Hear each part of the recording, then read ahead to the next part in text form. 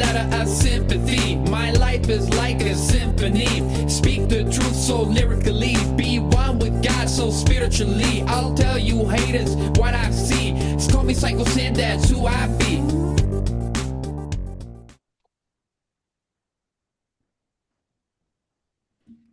Welcome everyone to the Sid Ammar Show.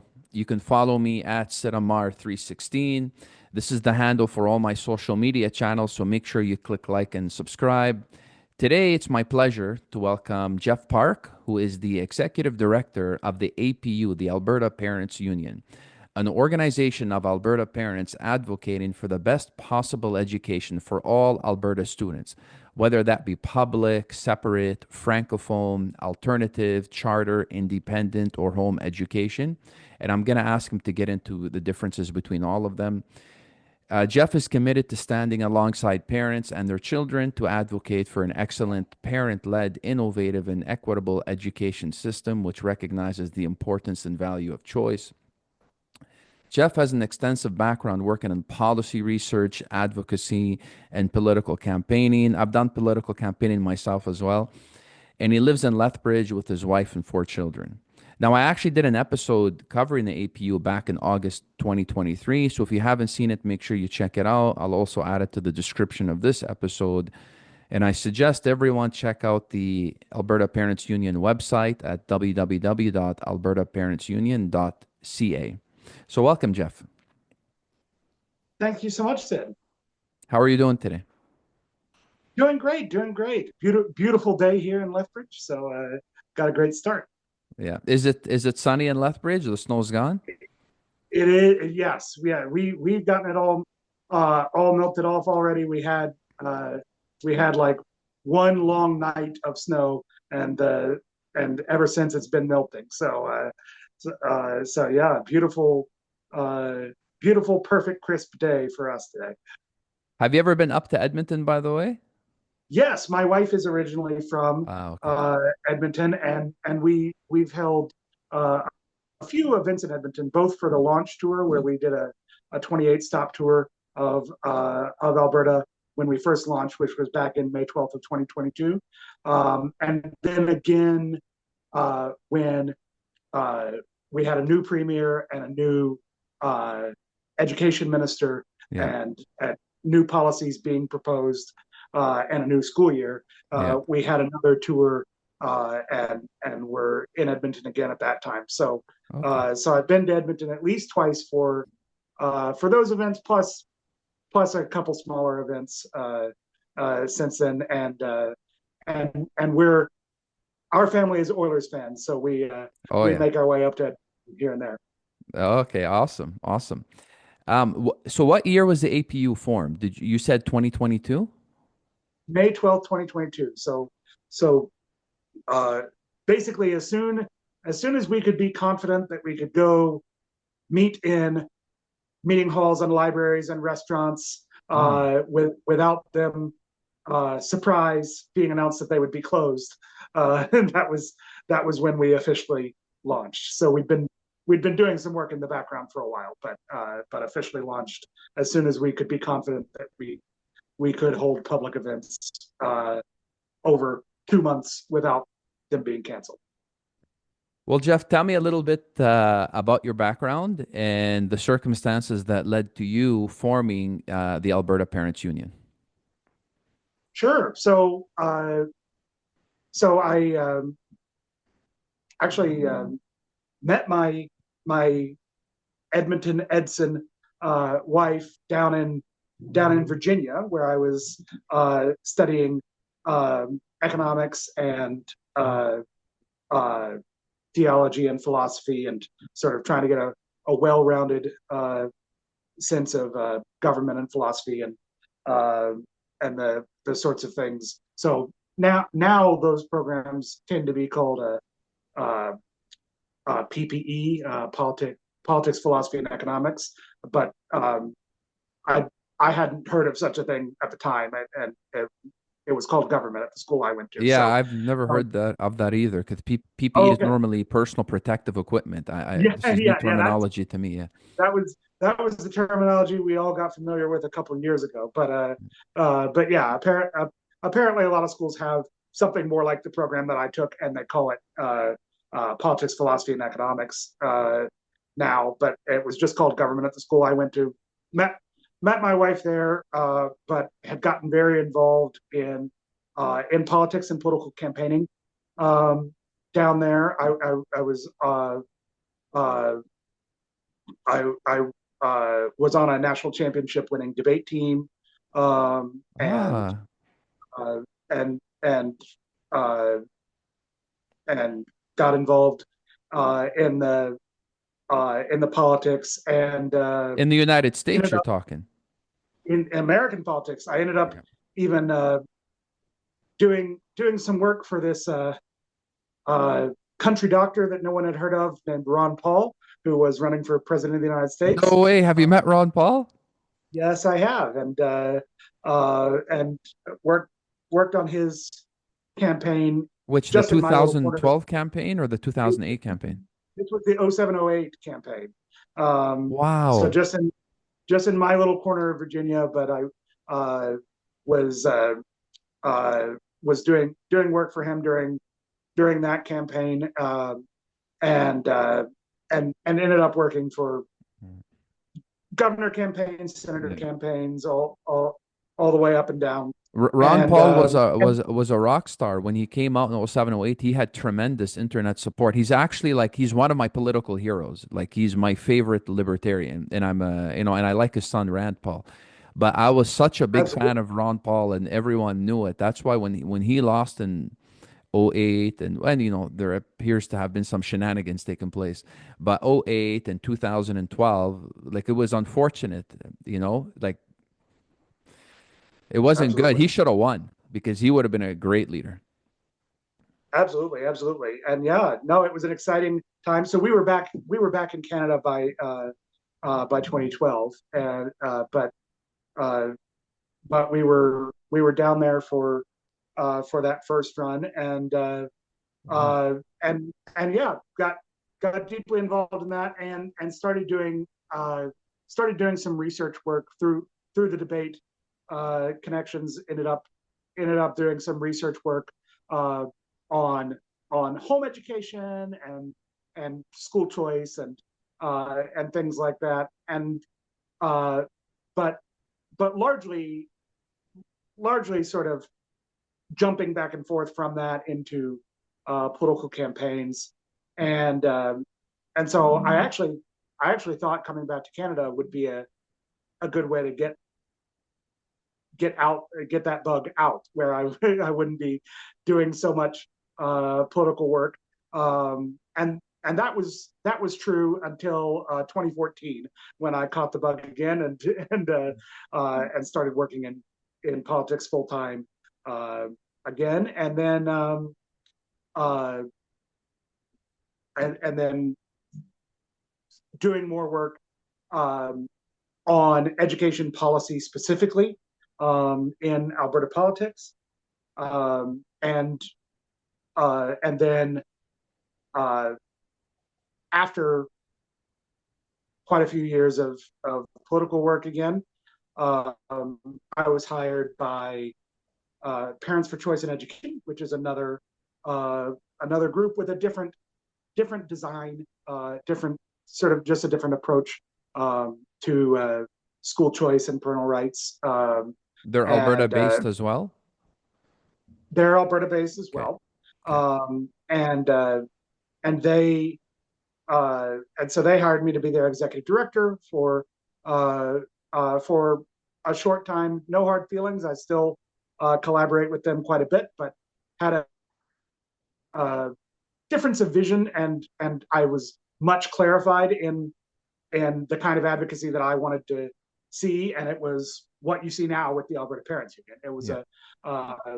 more based around grassroots organization, um, uh, having the $10 a month membership for parents was really important to me as a way of being mostly funded by regular parents and grandparents and folks that are more closely connected to the classroom, because the risk as you get a little more distant from those grassroots, as you're dependent on larger donations and stuff like that, you're less and less talking to the kind of people who have young kids, who have kids in the classroom, and who are familiar with sort of what's going on now. You're mostly talking to people who's the more local, the better. The closer you are to your constituents, you can say to your supporters, the better. Like imagine if you were headquartered in Ottawa, like a lot of these, the fight between provincial sovereignty and federal sovereignty, or everyone's in Ottawa or everyone's in Washington. Well, they don't really have their ear to the ground. They don't really know what's going on locally, right? So. Absolutely, yeah, and so that was important to us. I mean, it was even important to us not to be in Edmonton when we launched. Right, we were in Calgary, not Edmonton, where the most people are, not where the government is. And even now, in Lethbridge, even harder to get sort of sucked into the thinking that's not coming from parents with kids in school. That was the big thing, and so I did education policy research for the Alberta Institute, a provincial think tank that we still work with in preparation to spin off the Alberta Parents Union as a school choice, parental rights advocacy organization, which we were eventually able to do in, as I said, May 12th of 2022. So that's kind of the background on how I got here, and I still do other research work and that kind of thing. But my main day-to-day work is actually not so much trying to do original research as trying to because it's always great to have more papers and more arguments and stuff like that. But what I was struck by is these arguments all already exist. Like the arguments are there. What we need is simple communication of those arguments, simple communication of the research that already exists, simple communication of how the education system already works and how we can advocate for what we want for our kids in a way that busy parents can keep up with and understand. So that's kind of our value proposition, is that we'll read the research. Occasionally we might even do some of the research, but mostly we'll read the research, we'll read the bills, we'll keep up with the political maneuverings, we'll keep up with the policies and with the announcements and all that kind of thing. And we're not going to tell you, go call your MLA every month. But we're going to tell you, if you call your MLA this month, it'll really matter, and here's why. Right? And that's and for people outside Alberta, sorry, an MLA is a member of the Legislative Assembly. Yeah. It's our provincial lawmakers. And education is provincial, not federal, which we will get to a little more in a moment, I think. But yeah. But so that's kind of our value proposition is we're here not so much to sort of remake the wheel or do anything particularly original, but just to help regular folks understand all the things that are sort of established and well known in education policy circles, but those education policy circles are incredibly small, and we're trying to democratize that information and equip more parents with it, because we believe that parents are the real experts in their own kids. That yes. We value, as you can hear me say, we value all kinds of other expertise. We believe that in many ways education policy research and teaching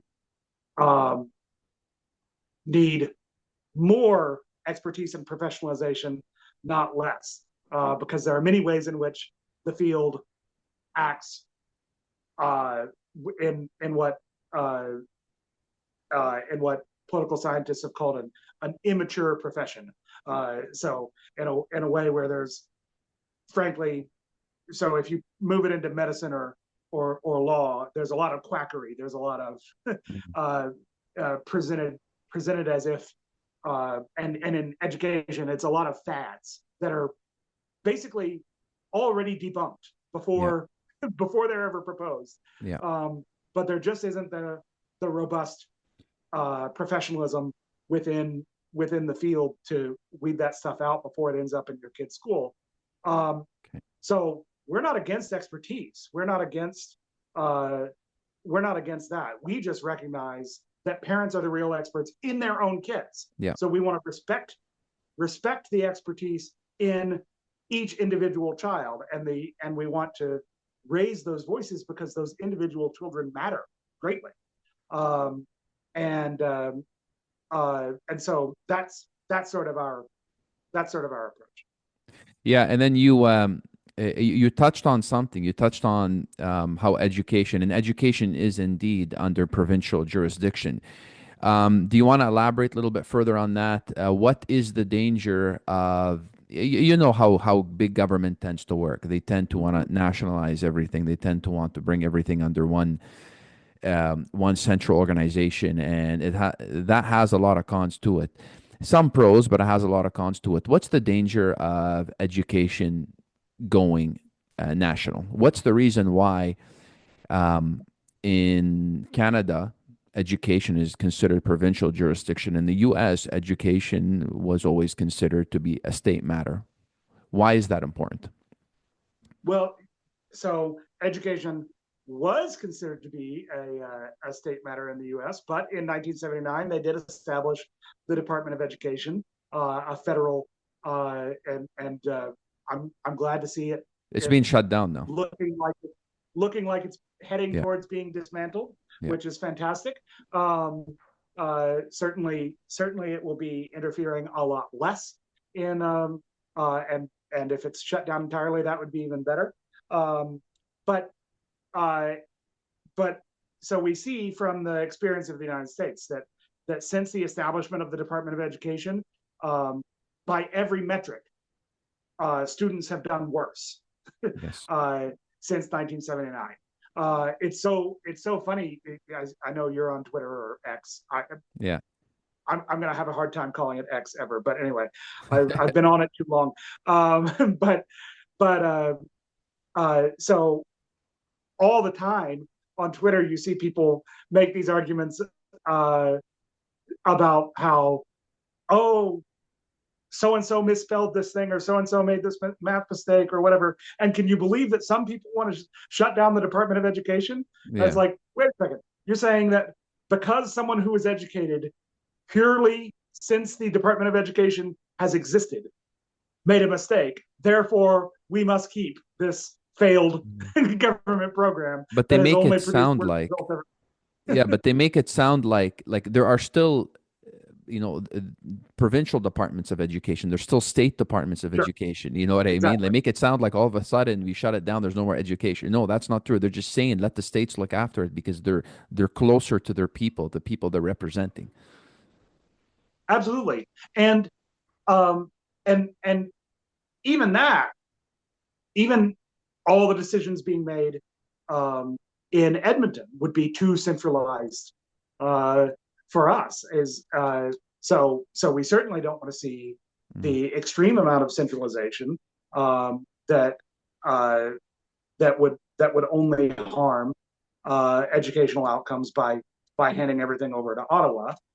We see that, so like a lot of things, if you were to do that, a lot of the decision making would be dominated by Ontario, and we see that Ontario spends it's almost twice as much per student per year Really? Um, Than yeah, Alberta? then Alberta does. What Uh, are their education rates in comparison to us? uh, they're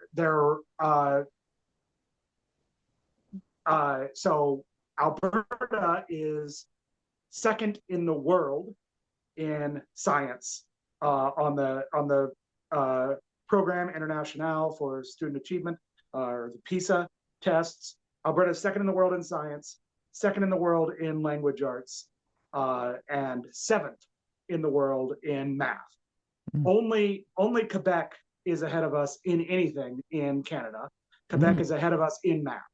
So that's after as your audience may know, Alberta has sent tons of money to Quebec. Then they get to beat us in math. But and they spend quite a bit more. They Wow. spend quite a bit. They spend about $14,000, almost $15,000 per student per year, and we spend let's say just under $11,000 per student per year. So Ontario is spending more money per student, yet our students are doing better. Yes, and Ontario is coming in. Ontario comes in better than most U.S. states most of the time, but actually pretty low within Canada. So the Maritimes and the Territories always seem to do a little worse, and Manitoba usually is worse off than Ontario. But last time they were solidly in the middle of the pack, maybe a little bit towards the bottom, despite spending the most. And occasionally Manitoba has spent the most and been dead last. There were a couple years there, I think it was in 2021, that Manitoba spent the most per student per year of any province in not territories, I don't think, but any province, and had the worst results in Canada. And so the more Central Canada is calling the shots, the worse you can expect it to be, and especially with that level of centralization, because you can't help but try to impose from the top down one size fits all solutions, because there's just too much to have more innovation and more variety. But you only have to have a second kid. I'm sure you're learning this. You only have to have a second kid to realize that kids aren't one size fits all. Yeah. And so their education can't be either. And so it's again, even Edmonton is too centralized. We need more options. That makes sense. You can't have one size fits all education. You can't. Yeah, the kitchen table is the right level of decision making, not even the provincial legislature, much less parliament. Yeah, excellent. So I wanted to ask you a quick summary, if you can provide just a quick summary, the difference between you and the other parental advocacy organizations, difference between them and the APU. What are you doing different? Sure. I think you're thinking of mostly the Alberta Teachers Association and maybe the Alberta School Councils Association. Yeah, I wanted to ask you, what is the role of the Alberta Teachers Association and the other ones that exist in Alberta?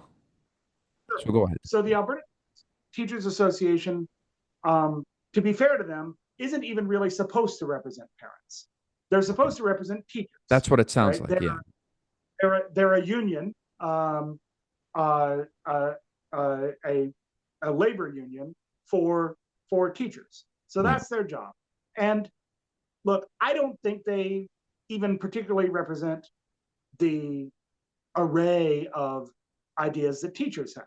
One of the reasons I think that is because a lot of their members are are quite likely to buy a membership with us, and then they tell me that in all the ways in which they disagree with the Alberta Teachers Association and feel deeply unrepresented by them, but they're required to, and that's the important part. They're required to be a part. So a teacher is required to pay into the ATA?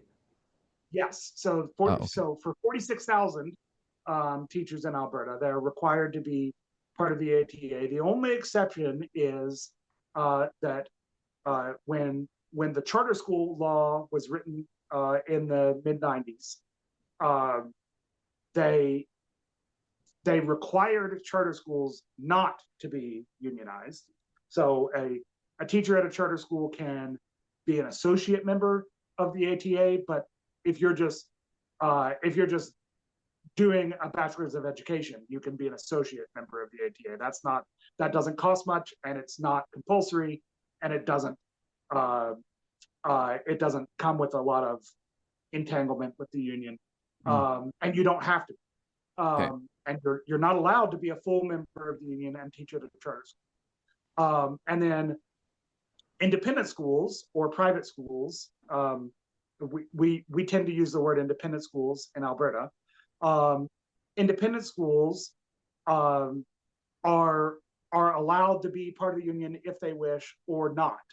And there's only actually one independent school in Alberta that is unionized. The rest are not.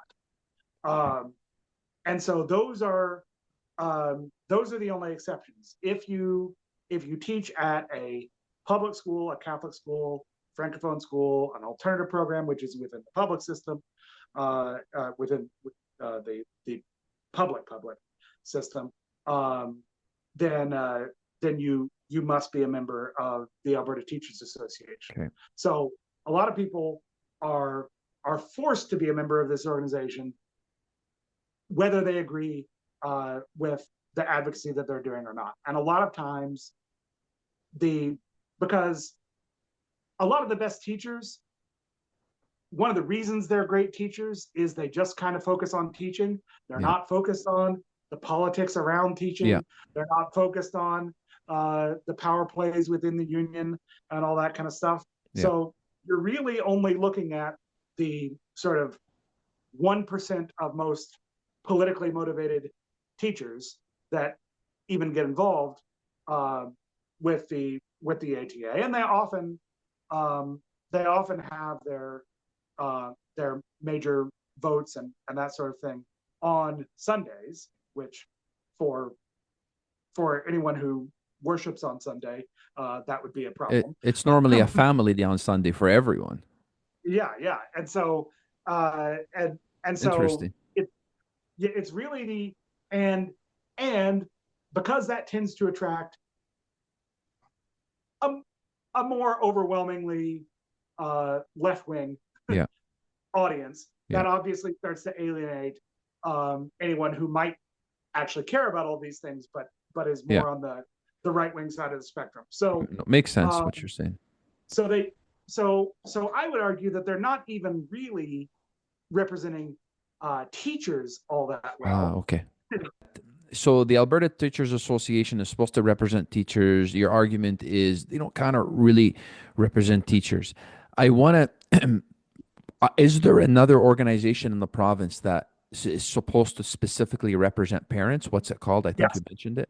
Yes, the Alberta School Councils Association. Okay, Alberta School Councils. Can you tell me a little bit about that? How they're different from you? So what's interesting is school councils, individual school councils at an individual school are legislated. They must exist at a public school. Public school is required to have, and by public, we mean that broadly, not just public, but public Catholic francophone. And so these schools are required to have a school council. The Alberta School Councils Association is not required to exist. It is it is sort of the hierarchy on top of those individual school councils that claims that they exist to represent the parent voice to government. The problem with that is that, and this was a big part of the reason why we came into existence as well, is the problem with that is they have increasingly over the years become much less representative of parents. So their offices currently are in the offices of the Alberta Teachers Association. And our understanding is that the rent that they pay is $1 a month. And so they're not, the money is not actually what the ATA is getting in exchange for the office space. What they're getting in exchange is an organization that presents itself as a parents organization, but somehow always comes down on the same side as the teachers. Yeah, so it's more likely to be heavily influenced by the ATA. Yes, and by the way, sorry, not the side of the teachers, which might be a good thing, but the side of the Alberta Teachers Association, which, as we discussed, is not necessarily the same thing.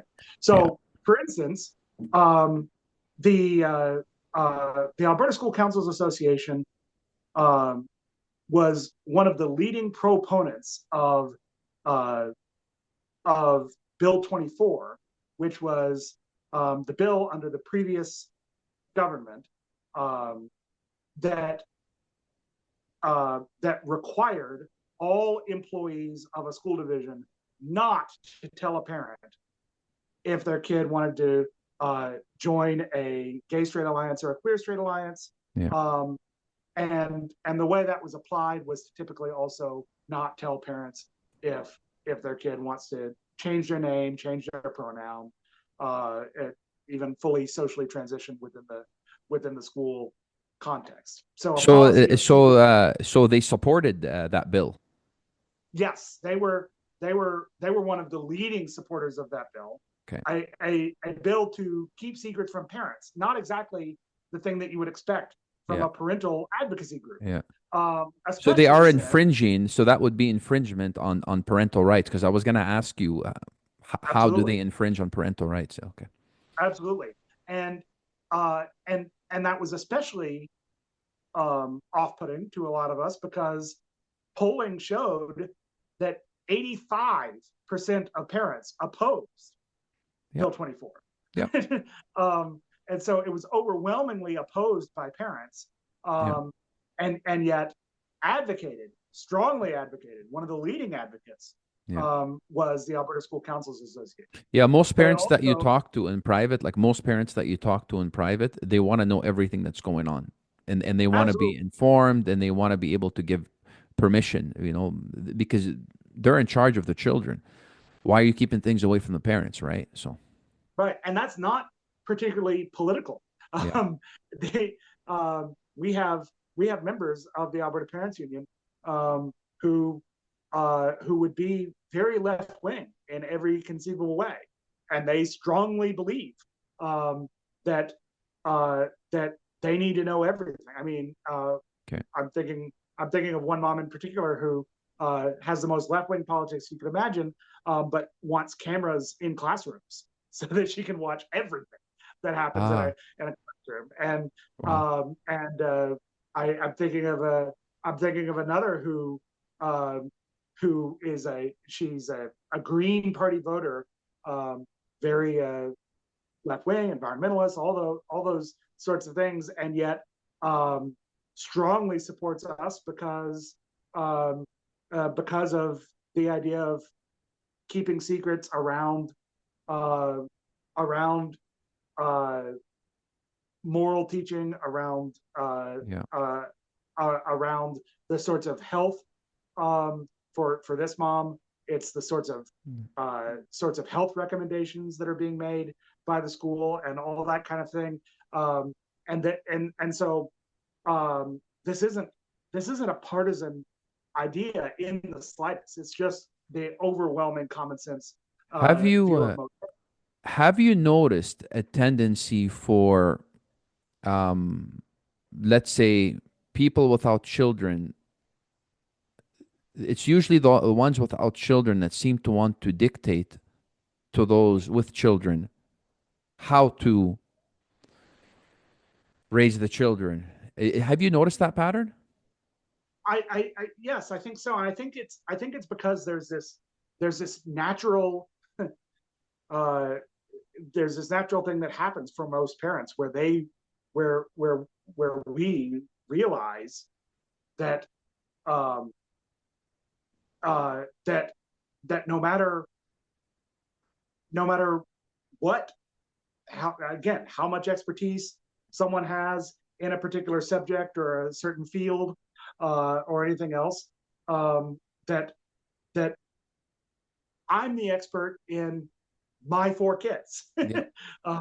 and you're the expert in your two kids, and Yeah. there's no one that's going to know more or care more, Than the have parents. more at stake Yeah. than the parents. And I think most parents realize that. Whereas I do think there's a tendency for people without kids, um, to think of parents as mere arms of the state. That it is the the government that ultimately owns children and raises children, and that parents are sort of, Yeah. there as a practical matter, but that ultimately, it's the government that has the authority over kids, and that's just rejected out of hand Yeah. by most parents. By most Not parents. but the vast majority of parents, um, can uh, can can immediately and intuitively realize why that's wrong. Can you tell me a little bit about the Canadian Teachers Federation? Are they just a federal union? What's the difference between the Canadian Teachers Federation and the ATA? Yeah, so the Canadian Teachers Federation should not exist because, again, as we mentioned, um, their uh, education policy is provincial, and the British North America Act that established Canada as an independent country, uh, unequivocally says that education belongs to the provinces. And there's a little footnote there that that First Nations are not considered really parts of the province that they're in. They're considered separate nations, and so as a nation to nation relationship, their relationship is with the feds and not the province that they're in. So that's the one little footnote to uh, that makes things slightly more difficult. But the um, the Canadian Teachers Federation is made up of all the individual provincial teachers unions. They all pay in, Wow. um, to this Canadian Teachers Federation because each of them sort of recognize that the more local decision making you have, the more, frankly, the parents' interests are going to predominate. The more parents are going to Wow. be able to have a voice in the process. They I they honestly seem, I mean, I can't conclude anything other from their actions than that they feel that if they raise this up to this, again, unworkable, impractical, and unconstitutional federal level, that they will get more of what they want, and parents will get less of what we want. So, Um, so teachers are required to pay into the ATA, and then the ATA and the other, provincial organizations in the other provinces then pay into the Canadian Teachers Federation. and in Isn't the that ATA's an case, unbelievable waste of money? absolutely. In the ATA's case, it's $1 million a year that they Wow. transfer to the Canadian Teachers Federation. Wow. Like, and going It's going going mind-boggling. going up every year. So I mean, 1 million is even a little bit of an old number. Yeah. But yeah, so. And I think the vast majority of teachers don't even realize that that's what's being done with their money. It's for an Alberta teacher in particular, when Alberta outperforms most of the rest of the country, and our education policies for all the our organization wouldn't exist if we didn't think there were problems with Alberta's education policy. Is it mandatory that the provincial organizations pay into the Canadian Teachers Federation, or is that voluntary? Is that mandated? It's mandated for the individual teachers.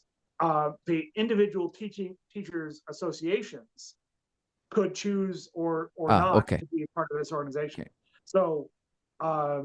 So I mean, our call would be that if the Alberta Teachers Association wants to reestablish any trust with Alberta parents, they should withdraw from this organization that should not exist.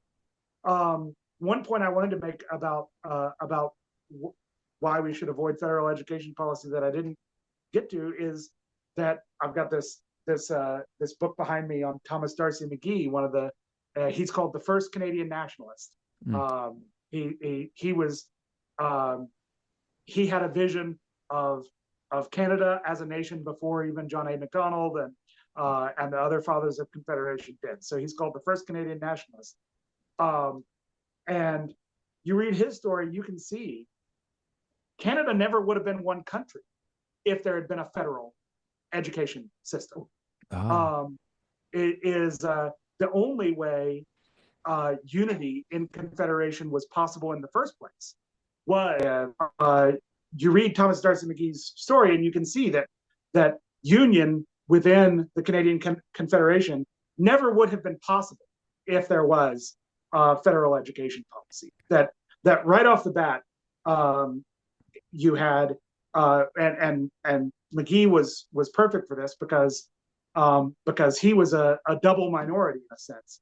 He was Catholic, which the Protestants at the time were insisting, oh no, you can send your kid to school where we're going to read the Protestant Bible, and we're going to do the with the Protestant books. The Catholics have 7 extra books. We're going to do the Protestant Bible with just the Protestant books. We're going to do the Protestant order of the 10 Commandments, the Protestant everything. But this is non-denominational. It has nothing to do with you shouldn't be concerned. This is just standard Christianity. Why should anyone be concerned about this? And of course, Catholics are going, well, because you've defined standard Christianity as not us. So he was both a Catholic, but he was a minority within Catholicism because he spoke English and not French. And so the religious divide on how kids should be educated, and the linguistic divide and what language they should be educated in, which carries a lot of cultural baggage in both cases. There was not a possibility that you could have gotten all these provinces on the same page without a decentralized system where, at the very most, these decisions would be made at the provincial legislature. That makes sense. And ideally, I mean, so one of the things that McGee secured was public and Catholic schools in Ontario, for instance, which had only had public schools before. And so and so from the very beginning, without school choice, without parental rights, and because one of the worst things that you could do to a parent is make them feel like their kid is trapped in a school that is hostile to the family's own values. Yeah. And so so that's why like Canada would not have been possible in the first place. That makes sense, actually. That makes sense. If this had been and if you look at the news, it's hard to imagine that Canada would be possible going forward if we were to centralize education and run all of education out of Ottawa. It seems like national unity would very much be very much be on its way out if we were to centralize at that point too. So this is not in anyone's interest. The Alberta Teachers Association should show good faith with not just Alberta parents, but Alberta voters that you don't want to take these decisions out of their hands and withdraw from the Canadian Teachers Federation. So I want to ask you, this is like my big question. I was not aware that there was so many different types of school systems, because growing up here, all I ever heard about was the public and the Catholic school system, right? What is the difference between the different school systems? So you have public, you have separate, you have francophone, you have alternative, charter, independent, homeschooling, and Catholic, I believe. Or I don't know if Catholic is considered part of the separate. Can you explain the differences? It is, yes. So the idea, so in 1905, when Alberta was founded as part of the Alberta Act, part of the founding deal of Alberta, was that there would be public and separate schools. And the reason they're officially called separate and not Catholic is because the separate schools were thought to be the way to serve both Catholics who wanted a separate school from the public school, and Anabaptists, so Mennonites, Amish, that kind of Hutterites. So it was meant for religious groups. Yes. Yeah. So because that in 1905, those were the primary sort of inescapable values and cultural divisions, right? So now we might draw the lines. If we were deciding on these things today, we might draw the lines differently. It might it might be on a different dividing line of value systems. But at the time, all the Catholics had all the same books in their Bible, and the Protestants had a different set, and the Anabaptists had very different beliefs about the relationship especially the relationship of the government and the family, and the government and the church, than everyone else. And so those divisions were what made sense in 1905, because we didn't have a whole lot of other religions, and the religions themselves represented the sort of, in many ways, sort of the whole set of cultural values for most people. Is it would match whatever religion they were. So that made sense.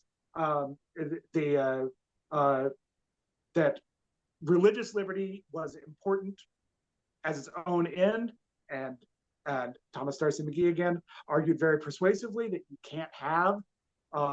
He said civil right. He called it a civil rights issue, by which he meant just minority rights in general.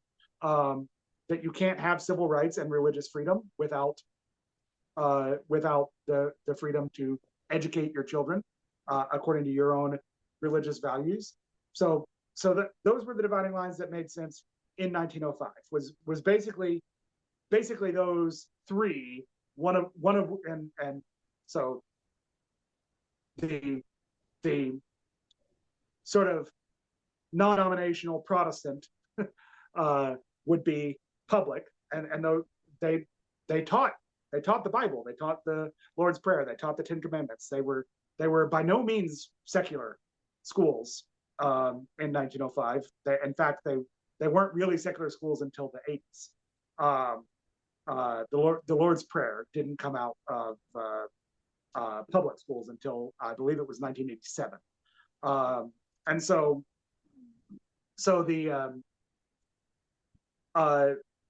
then that made sense in 1905. Increasingly, as the public schools secularized, it was other kinds of Protestant Christians who felt now left out of this system. This is still before there are a lot of, there still aren't a whole lot of Jews or very many else, but it's before there were a lot of Sikhs or Muslims in Canada, in Alberta, yeah. which would be the if we were drawing the lines today, they would definitely be included.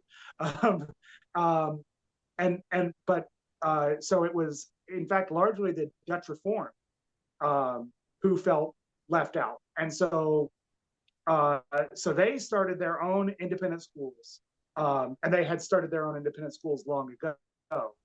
But we're increasingly making the same argument that Joyce and McGee did, which was that if we're paying taxes for the public schools, and then we have to pay again for tuition to schools that actually match our values, yeah, then you really are you really are making us pay for the privilege of having religious freedom, of being able to teach our kids in accordance with our values. That makes sense. Yeah, that makes sense. So you really could see it as a punishment of certain, and very much that, I mean, we've seen this in all kinds of countries where your religious beliefs aren't banned. They're not going to hang you. They're not going to kill you. But they might require you to pay taxes. Yes. Exactly.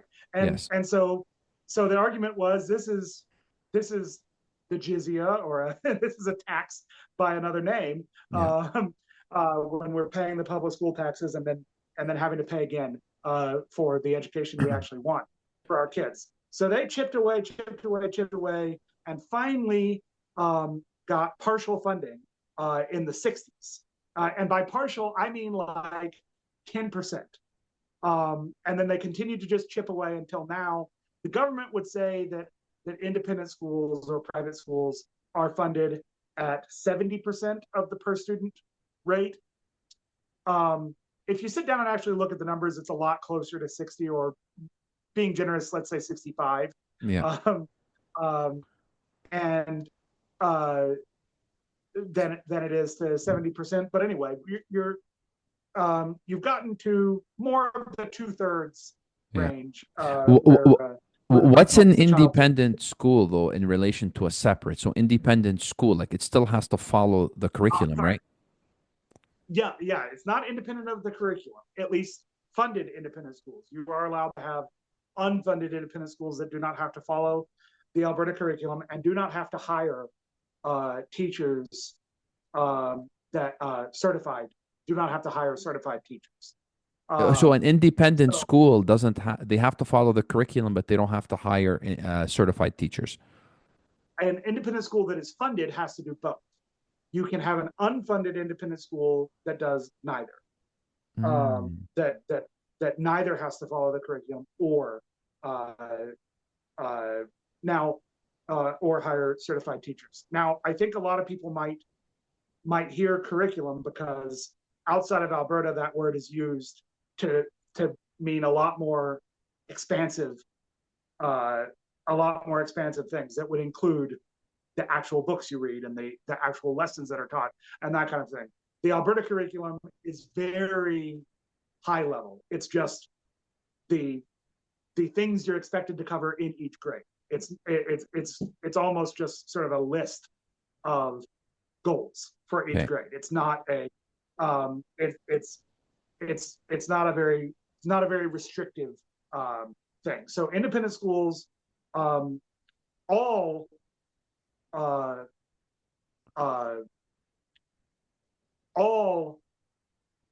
funded schools in Alberta are required to follow the Alberta curriculum. And they're all required to hire certified teachers. If there's an element in either of those requirements that doesn't work, you do still receive doesn't work for what you're trying to do with your school, you do still receive zero funding. But it's not as onerous as I think most people would think from hearing that description. So what independent means in this context is independent of a school division. So a public school is under a school division with an elected school board based on where you live.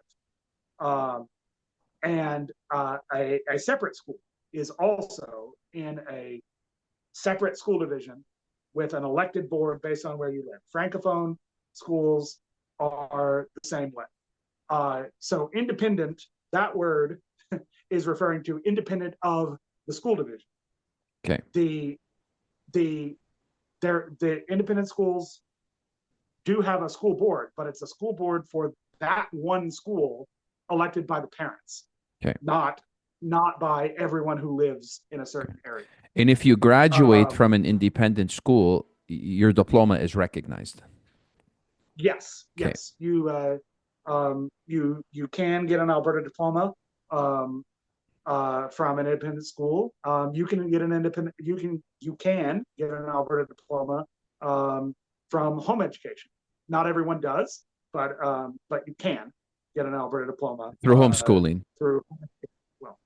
Yes. Okay. Yes. So I avoid the word school in the Alberta context because school comes with regulations around around following the curriculum and all kinds of other things.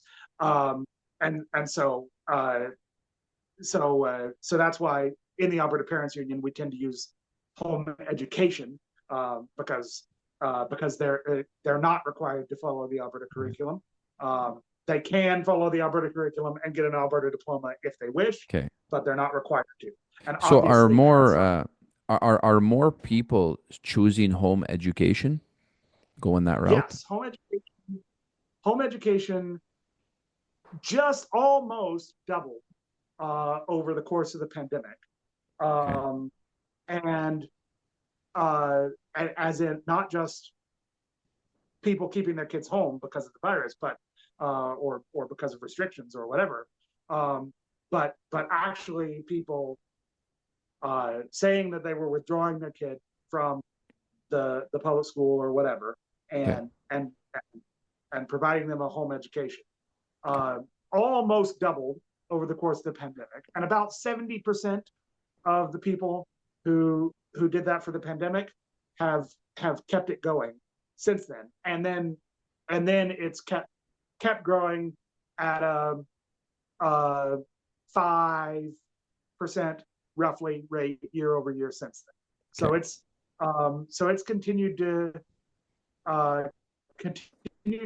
be a popular option if you homeschool or home educate through a school authority.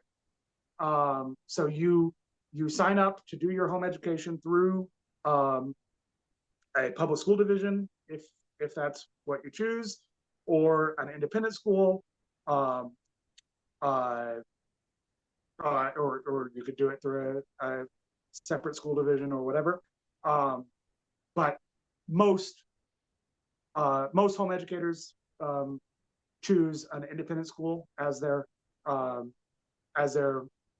school authority.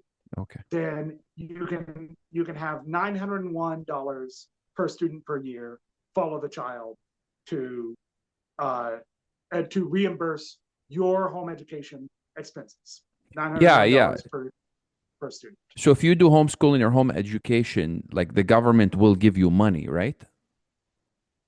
Will reimburse some of your costs. And the government is also giving $901 to the school authority that you registered with, and all they're doing is checking in twice a year to make sure you're on track, basically. Okay. So francophone school, they're like public schools, except they just teach in French. Correct. So yeah, a lot of people do get confused about this because there are French immersion schools in the public system. In the independent system, there are French immersion schools that are intended for people whose families speak English, but they want to learn French. Oh. That's not what the francophone system is. The francophone system is for families who speak French. Okay. Families who are francophone at home, they have as a right established in 1905. I should have said, sorry, that was part of the Alberta Act as well, francophone education. So you had religious and linguistic education rights established in 1905, and they're run very much the same way, where it's school divisions. You have school boards elected by anyone who lives in that area and is francophone, just as in the separate system you have anyone who lives in that area and is Catholic and is Anabaptist can vote in the and so that's there as well. The biggest difference with the francophone is just because there is such a relatively small francophone population in Alberta, their school divisions are way bigger. So there's 6 to cover the entire province, whereas there are 61 public and separate school divisions. Quickly, what is an alternative school and what is a charter school? Those are the last. So yes. So chronologically, alternative programs came next. So an alternative program is actually was sort of proposed by the Edmonton Public School Board. They wanted to have a way of having. So remember, part of the reason why independent schools needed to exist and why they eventually got funding was because you had Protestant Christians who were no longer being served by the increasingly secular public schools. And so Edmonton Public proposed, well, we can have Protestant Christian schools within Edmonton Public. No kid will be residentially assigned to those schools, obviously. So you're not sort of presumed to be assigned to send your kid there. You have to opt in, obviously. That it wouldn't make sense otherwise. So there are no residential assignment boundaries for these schools, and they'll be able to do something. They'll be able to do the like an independent school. They'll be able to do the Alberta curriculum plus whatever else they want to do. And so that was proposed, and it was proposed not just for people who wanted those schools for religious reasons, but also if you wanted to have a Spanish and English bilingual school. Those are relatively common now. So any language other than English or French. So there are Arabic language alternative programs. So there are Islamic alternative programs and there are Arabic language alternative programs, both. But they're putting that in the public school, I think. I think the public schools are offering both, some of them, yeah. Yes, they are, and because alternative programs are part of the public, and we mean by that the public proper system. So the Edmonton Public School Board, the Calgary Board of Education, these boards that used to be the Protestant board, essentially, they will have this, and it can be anything. It can be a sport, it can be a language, it can be a performing art, it can be it can be visual art, whatever. And so they can have alternative programs centered around something major in addition to the Alberta curriculum. And so those started cropping up. And I mentioned the Calgary Board of Education. The Calgary Board of Education has never been much for these. That's been a big difference between Calgary and Edmonton. Is Edmonton has decided that they want to actually compete with these other schools and see if they can offer something better that will draw people back in. Calgary has taken more of the view of they're just going to try to get in the way of the opposition, not offer what they're offering, but just try to restrict them legally, restrict them to be able to get land, restrict them in all these other ways. And so that's led to a major difference between Calgary and Edmonton.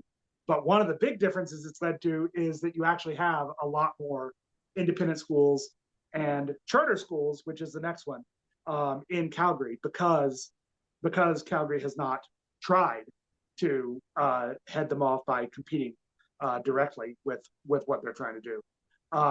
And so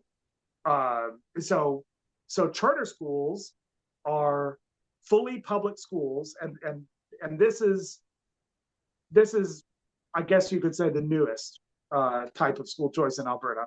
But it's 30 years old this year. The first charter schools opened in August of 1995. So we'll be sending out a newsletter celebrating their 30th anniversary in the fall. So charter schools are fully public schools, but again, without those residential assignment boundaries. So everyone who goes to these schools has to choose to go to these schools. They're not like residential assignment. You mean you mean if you live in a specific district, you have to go to that specific school, right? But charter schools allow you to come in from anywhere.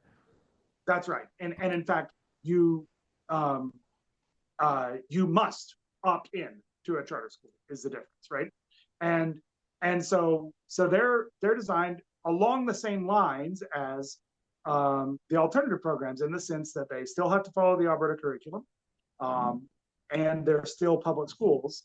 But the key difference is they are also independent of a school board. They're not required to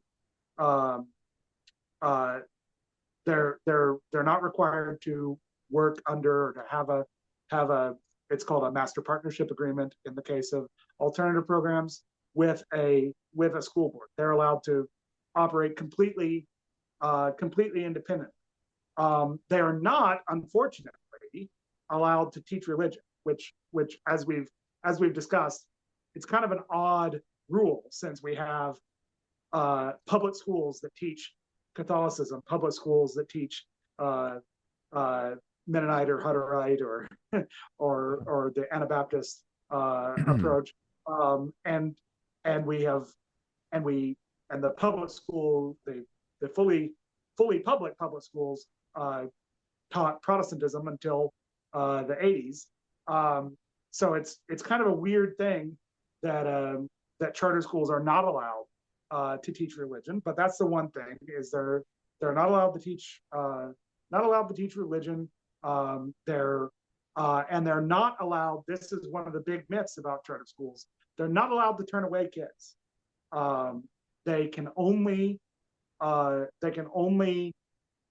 say, we have this many seats, and we will take kids either first come first serve, or it has to be, the standard is it has to be an open and transparent admissions process. And the examples they give are first come first serve, that you admit family members, that you're first come first serve, but you'll admit family members that you've already admitted another family member of, or geography, that you will admit students closer to the school before you admit students further away from the school. And those are kind of the examples that they give of the sort of fair admission systems that are allowed. You are allowed to say, though, where this kind of school, you're agreeing that your kid is being taught these kinds of things. So if you don't want your kid to perform on stage, then you shouldn't send them to the performing arts charter school, because that's what we're about here.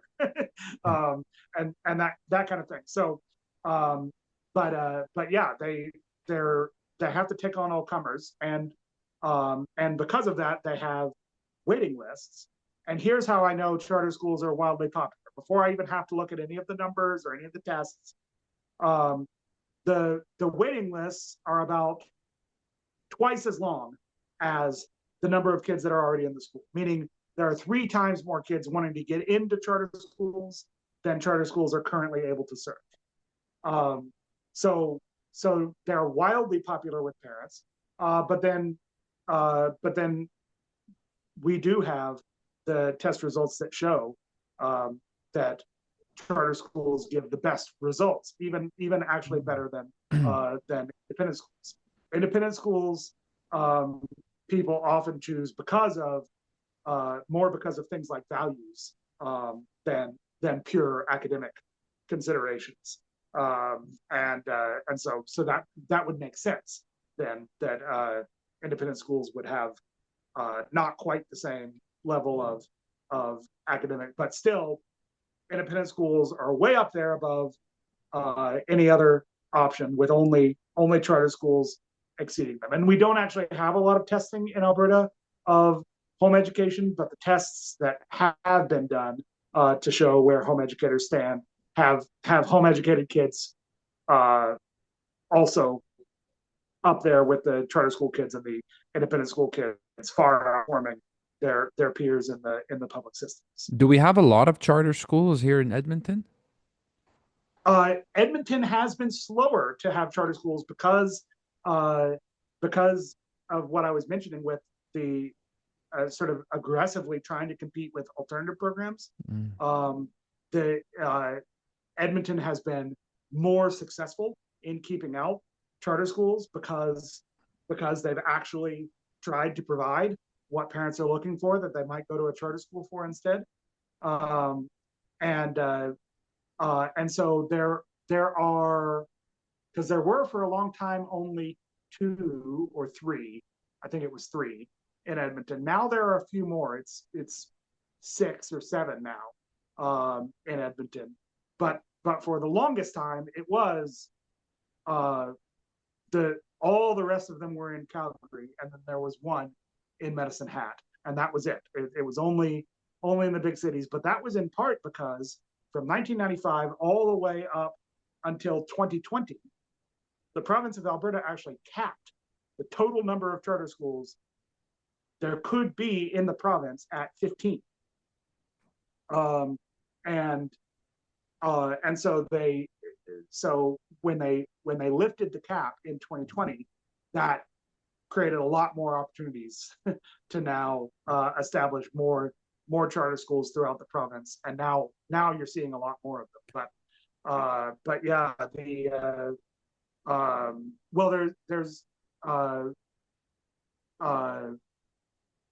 there are quite a few more now, and including the Calgary Classical Academy now has a school in Edmonton, but the Thrive Charter Academy is there in Edmonton, and I think a lot of people don't realize that the Boyle Street Education Center is a charter school. It's in a rough neighborhood in Edmonton, and it's targeted at very vulnerable, at-risk kids, and they have incredible outcomes there at Boyle Street. And so there are quite a few, and there's down past Leduc, there's the Mother Nature's Children's Charter School, which is an Indigenous Ways of Knowing charter school down just outside, and there are a few others. Sorry, I don't remember all of them off the top of my head, but there are starting to be more charter schools in Edmonton now that the cap has been lifted. Okay. But like I say, Edmonton Public has actually So you can see that as a good thing or a bad thing, right? They've been a lot more competitive at keeping options like that out, which has been good in the sense that you can send your kid to an Edmonton public school and have a lot more options in alternative programs. Yeah, and that's why I wanted to focus on that point, because the government lifted the cap in 2020, and due to the other policies that the current government is pushing through,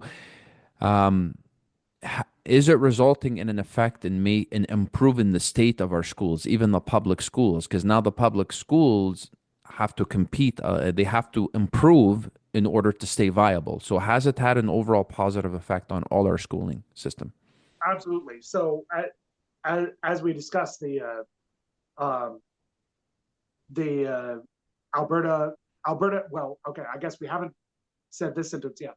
Alberta has the most school choice in Canada. Is certainly the most options. You could quibble about the most access to, if you want to do something really specific, like the best access to private school choice or independent school choice in Canada, then that might be British Columbia. But in terms of just having the most options, the most access to different sorts of choices in education, Alberta far and away has the most in Canada. We're the only province that has charter schools. But but our public schools themselves, because they're still, I think, the largest. Are public schools improving internally? Right. And sorry, what I was wanting to bring that back around to is Alberta has the most school choice and the best results in Canada. And we absolutely see those as related, because there hasn't been a specific study in Alberta to show that it's school choice that's causing it, but they have done those studies in other places where a school choice program is introduced. So there have been 29 peer-reviewed studies where a school choice program has been introduced, and then they look at the scores at the public schools in the area that has the new school choice program. In 26 of those 29 studies, the scores at public schools have gone up. Mm-hmm. In one of those studies, they found a null result, or they couldn't find any result one way or the other. Or I can't remember if it's two null results and one negative result, or vice versa. But anyway, but anyway, it's not to say 26 of them were positive isn't to say that the other 3 were negative.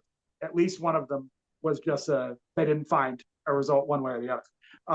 And so the vast majority of studies have found an improvement.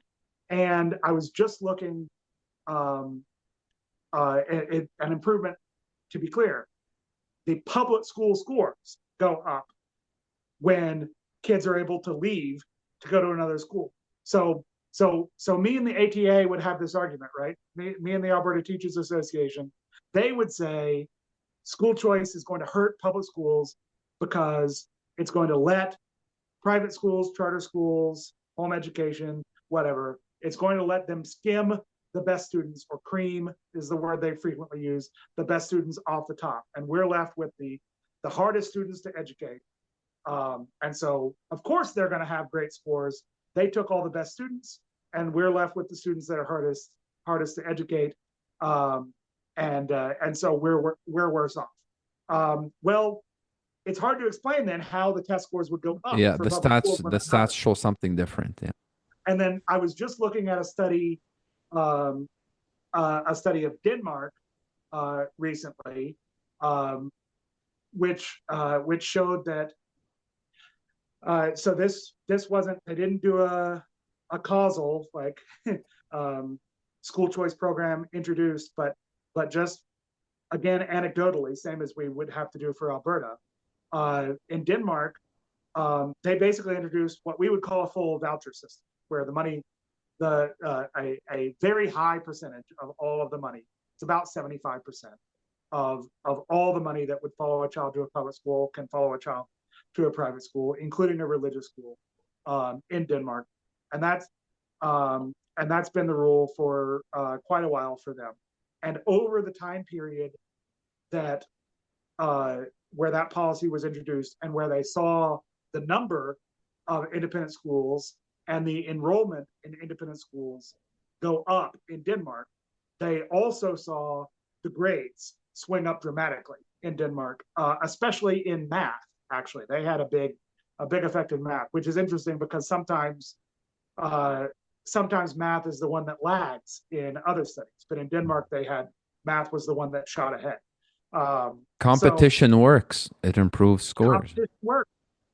It makes sense, right? Is like, so because I have 4 small children, and 2 of them are boys in particular, I've had to buy more new TVs than I would like to admit.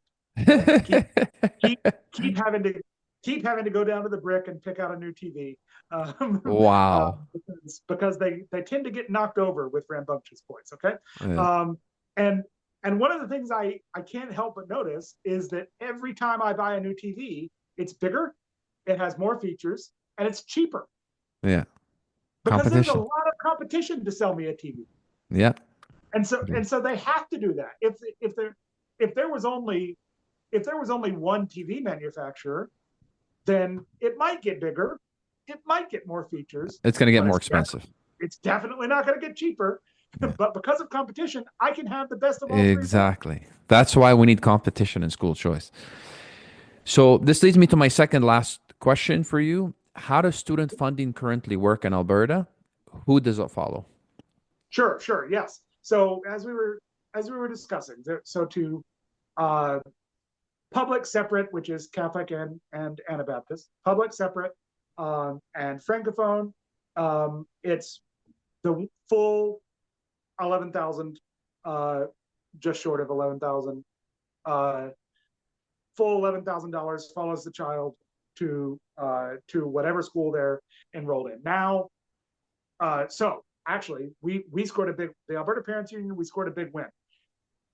We had, the way it's been being done for a while now is they introduced what's called a weighted moving average, which actually slows down the money following the child. It takes 3 years for the money to actually follow the child to where they went.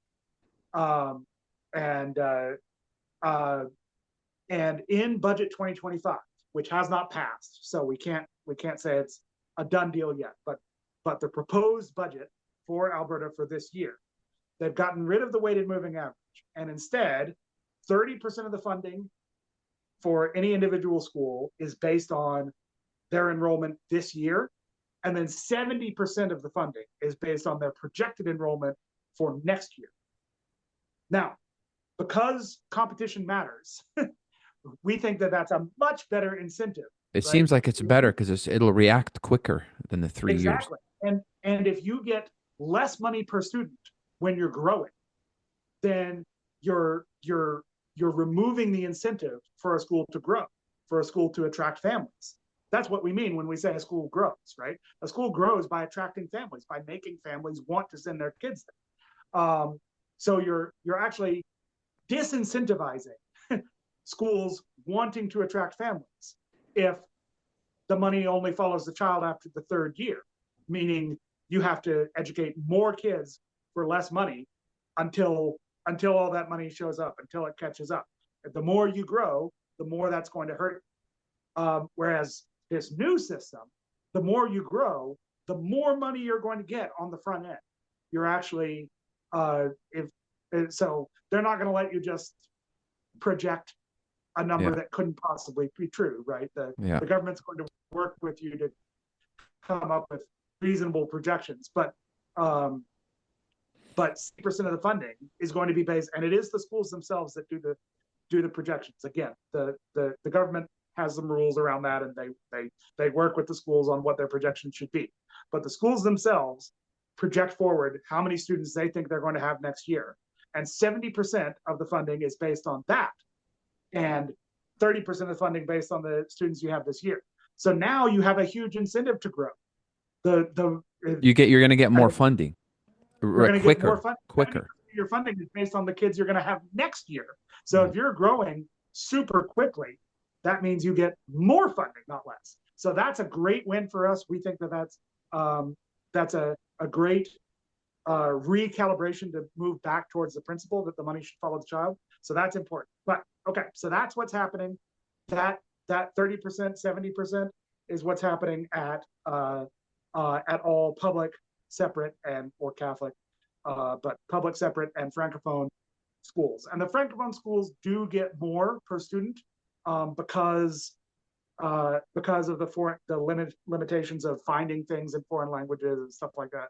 Or I guess it's not a foreign language for Canada, sorry, but it's a little more difficult, and because they're so much more spread out, because they've got challenges with how spread out they are, and that's reflected in public schools that are public school divisions that are super spread out also get more per student than public schools that are really condensed. So anyway, so that's and then alternative programs as part of the public system, they receive 100% of the per student funding in that on that same formula as well. So even though they're run, and I should have mentioned this, alternative programs are run by a private charity in cooperation with the public school board, but they receive 100% of the per student funding. And charter schools receive 100% of the per student funding. That's one of the big advantages of them, is that you can have a school independent of a school board and a lot of the limitations that unfortunately the school boards seem to bring. You can have and independent of the ATA, because your teachers are not allowed to be full members of the ATA. So you can get out from under the school boards, out from under the ATA, and still get 100% of the per student funding. That's one of the big advantages of a charter school. And then independent schools, I'm going to say it's 65% of the per student funding, to be fair, right? It's about 65% of the per student funding follows the child to an independent school. Again, the same formula applies. It's 30% of your actual enrollment this year, 70% based on what you expect next year, which that's great, because a lot of independent schools can grow really dramatically year over year. They can like double in 1 year, which is not something that typically happens with district schools, but does happen more often with independent schools. So that's great, because we've also had a big problem where we're just not growing the number of seats available in independent schools nearly as fast. Independent schools never had waiting lists, and now they have massive waiting lists. Some of them have waiting lists that are about as long as the waiting lists that charter schools have. Wow. So independent schools, and I should say the big difference with independent schools is they're allowed to admit whoever they want. They're not restricted in. They are allowed to turn away kids. That's the big difference. But that makes sense. The whole idea is they're independent. It's not based on where you live. You're not automatically assigned to school. You are allowed to build the school community you want. That's part of the idea behind an independent school. So that's one of the big differences there. And that's 65%. And then home education, we have funded and unfunded in Alberta. Unfunded is just, you don't have to go under a school authority. You're allowed to educate your kids under your own parental authority. But can you get a diploma that way? You can actually, yes.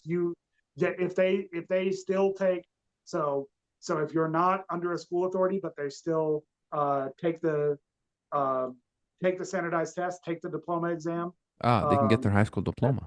And they do, and you, wow.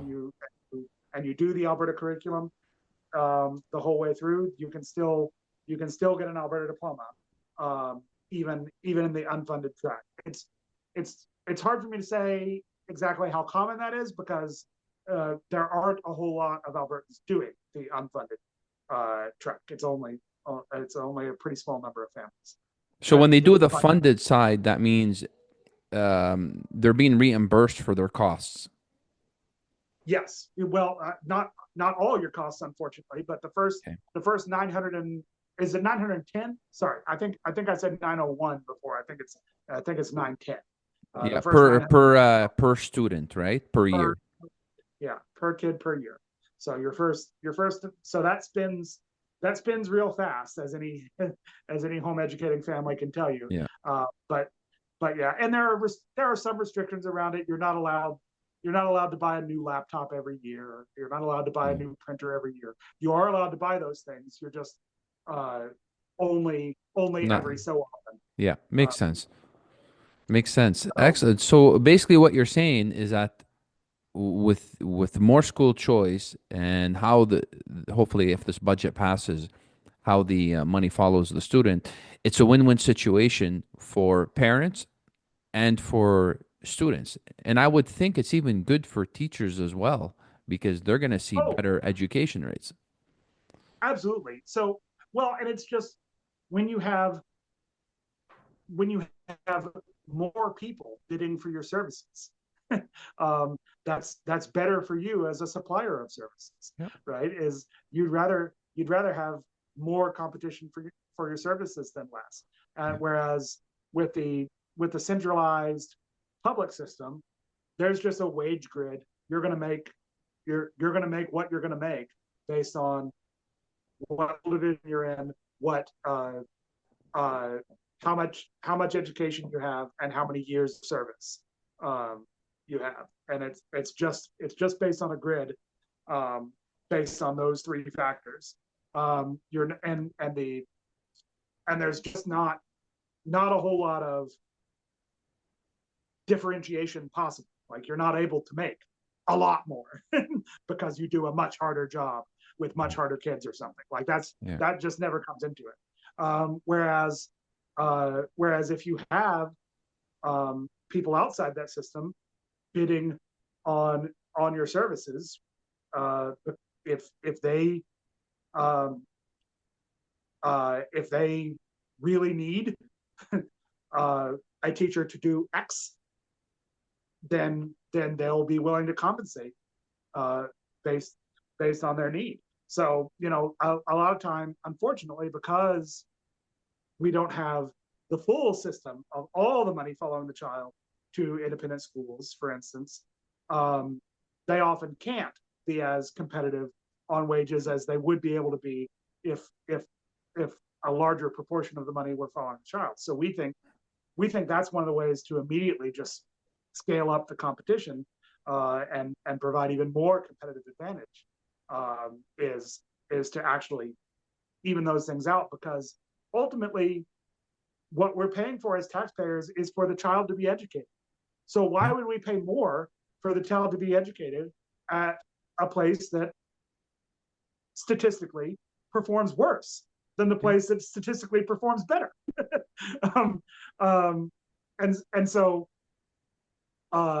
So I'm not paying education taxes, which are, you've got property taxes, but then 2/3 of the education funding comes from just general revenue. I'm not paying taxes for education to support a particular system. I'm doing it to support a given student to get an education.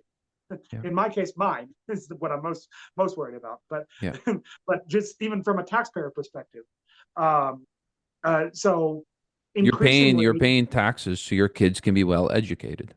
Absolutely, and so that my neighbors' kids can be well, because I benefit from. As I say this all the time with to home educators, especially, is you still care how the school system is going, because what do you want to bet? At some point, your kid has to marry someone who went to the regular school system, or interact with people, or work for someone who went to the regular school system, or hire someone who went to the regular school system. Like, you can't Yeah. just have an enclave of purely home Yeah. educated people. You're going to have to interact with people who who went through the public school system, through charter schools, through whatever. So it's in all of our interests for that to be as high quality as possible. And so but my interest in paying those taxes is for the actual education to happen, not for a particular system to be propped up. So we're seeing this increasingly. Like I say, Denmark Denmark has basically a full voucher system. The Netherlands, Spain, Portugal, Ireland, Sweden, Finland.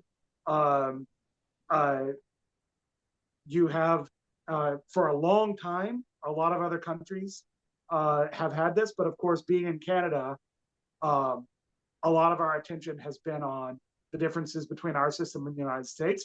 So for a long time, it was a little harder to argue about the urgency of more school choice in Alberta, because Alberta has the most school choice in Canada, and the United States was way behind the rest of the world in terms of school choice. But now, more and more Republican-controlled states, almost exclusively, or I think exclusive. Well, no, because Arizona is controlled by Democrats and still has their school choice system. So that would be a. But yeah, more and more U.S. states are passing essentially a full voucher system. It's usually significantly less than the money that would follow the child to a public school, but they're starting to do better than 65%. And especially with home education, a lot of these are allowing those reimbursements, the same sort of reimbursements that we've had for a long time in Alberta. They're allowing those reimbursements, but they're allowing, if you can figure out how to spend $8,000 on your home educated student in Arizona, they will reimburse. If you come up with $8,000 of valid education expenses, they will reimburse it. And so that makes it a lot more accessible. Suddenly, if your kid has special needs, but you need to get the tests to show that your kid has special needs, and you might need you might need to pay for some things out of pocket for a while before you get the sort of supports. And of course, in the States, a lot of those supports are going to be out of pocket anyway. But you can have that reimbursed as a home educator, which just makes that way more accessible for way more people. So that's where we're actually starting to now lose ground to states like Wyoming and Arizona and Iowa, and hopefully later this month, Texas, because Texas, if Texas passes a universal school choice or a universal voucher system, half of all the kids in the United States will now have access to some sort of a school choice program. So that'll be a huge, or some sort of universal. There will be universal because, yeah. Anyway, there will be universal access to school choice for about half the kids in the United States if Texas passes their bill that they're debating right now. So increasingly, Alberta is losing our edge that we've had for a long time, built on a strong tradition of choice in education. So it's time for us to really change things around. Yeah. Seriously move towards full voucher system, to seriously consider how we can make things like learning pods, the very small independent schooling options, to make those more accessible, and to clarify the regulations so that more of those can pop up. We need we're going to start falling behind, and just being the best in Canada is not going to cut it. when so many U.S. states are going to be so much more attractive. Yeah, for we should be families. competing to be the best in the world. Absolutely. So that's we're still in a great position right now, but we can't rest on our laurels. We need to get active and introduce more school choice in Alberta. Thank you, Jeff. It was a pleasure to have you today. An amazing conversation. And my last question for you is the hardest one. Are you ready? Okay. Did you have fun? Had a blast. Thanks so much, Sid. You're very welcome. Stay on with me after as I end the program. So thank you for joining us, Jeff. It's an excellent program, about over an hour and a half. So there's a lot of information here. Thank you, everyone, for joining us. And thank you, Jeff. Thank you.